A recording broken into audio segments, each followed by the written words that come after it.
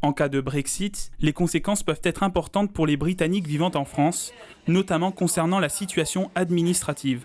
Est-ce qu'on va revenir à la carte de séjour? Bon, ça, c'est pas très grave, mais si on va encore plus loin que ça, peut-être il y a des questions, est-ce qu'on peut rester ou pas? Voilà. Comme la famille Watson, de nombreux Britanniques vivant en France espèrent le maintien du Royaume-Uni. Appliquer une taxe valse, c'est la mesure proposée par Valérie Pécresse pour financer le pass Navigo au tarif unique mis en place par son prédécesseur. Selon la présidente de la région Île-de-France, le coût du forfait mensuel s'élèverait à 450 millions d'euros chaque année pour le STIF.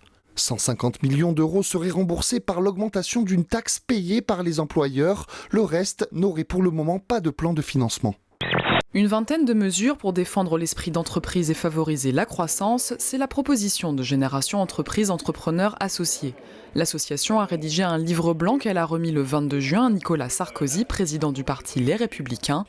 Un ouvrage élaboré à partir de discussions entre entrepreneurs et figures politiques. Il y a beaucoup de gens qui s'expriment en France très bien, qui parlent très bien, mais qui ne comprennent pas, qui ne connaissent pas les réalités de l'économie mondialisée.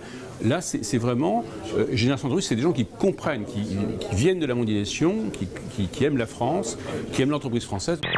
Et c'est la délivrance pour les lycéens de terminale. Le bac s'est enfin terminé, au moins jusqu'au résultat, avec peut-être les rattrapages.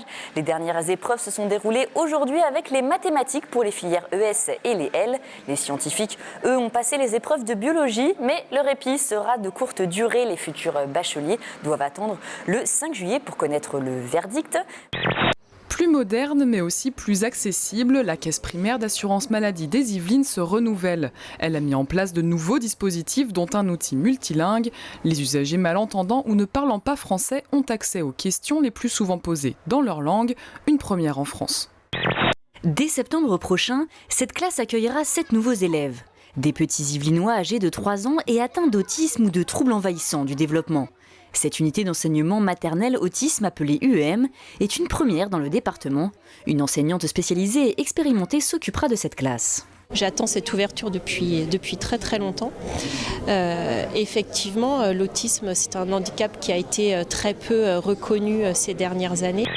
Il y a des assurances qui prendront certaines choses en charge, l'État va nous aider aussi, on l'espère, mais on a besoin aussi d'avoir un soutien rapide un petit peu de nos amis, qu'on nous montre un petit peu de la solidarité pour le lieu et un amour de cette maison laissée par Aragon et Elsa Triolet. Et donc tout coup de pouce vraiment est le bienvenu en ce moment. Derrière ces grilles de plusieurs mètres de haut, situées chemin de Béjuet à Louvciennes, se cache la maison la plus chère du monde. Bâtie sur le modèle du château de Vaux-le-Vicomte, la demeure privée construite en 2011 a été vendue 275 millions d'euros. L'acheteur bénéficie de 23 hectares de terrain et d'un château moderne de 5000 mètres carrés équipé d'une salle de cinéma de mobilier du XVIIe siècle et de plusieurs piscines. Les ventes privées et le e-commerce défavorisent parfois les soldes, mais au Chesnay, pas d'inquiétude. Les 180 enseignes du centre sont confiantes. Les soldes restent un rendez-vous incontournable. Comme le premier semestre a été un petit peu compliqué en raison effectivement d'un climat social chargé, d'une météo qui a été assez peu clémente, forcément il y a du stock, il y a une envie de vendre, de faire de la place pour la nouvelle collection et les clients aussi ont envie de s'équiper avant de partir en vacances. Donc il y a un enthousiasme et une envie partagée. Au retour des vestiaires, les Bleus perdent la main sur le match. L'impatience règne dans la salle jusqu'à la rentrée de Dimitri Payet et sa reprise de volée à la 77e minute sur la transversale qui réveille le public. Score final 0-0. Les réactions après la rencontre sont mitigées entre espoir et déception. On est content, on poursuit l'aventure avec eux, puis en plus, alors formidable de jouer contre la France, donc on est bien sûr convaincu qu'on entendra beaucoup parler de ce match.